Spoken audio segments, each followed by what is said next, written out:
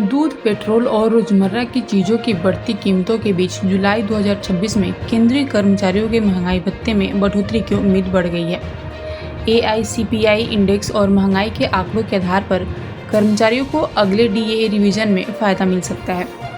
केंद्रीय कर्मचारियों के लिए जुलाई 2026 का महंगाई भत्ता यानी DA बढ़ने की उम्मीद तेज हो गई है।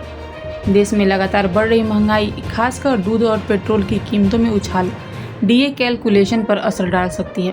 सरकार हर 6 महीने में DA रिवाइज करती है और इसका आधार AICPI इंडेक्स होता है। बता दें कि केंद्र सरकार ने जनवरी 2026 में कर्मचारियों के DA में 2% की बढ़ोतरी की थी। इसके बाद DA बढ़कर 60% तक पहुंच गया है। अब कर्मचारियों की नज़र जुलाई 2026 के अगले रिवीजन पर टिकी हुई है। महंगाई भत्ते की गणना AICPI IW यानी all India consumer price index के आधार पर की जाती है। ये इंडेक्स कर्मचारियों की लाइफ स्टाइल में होने वाले खर्च को दिखाता है। इंडेक्स जितना ऊपर जाएगा, DA बढ़ने की संभावना उतनी ज़्यादा होगी।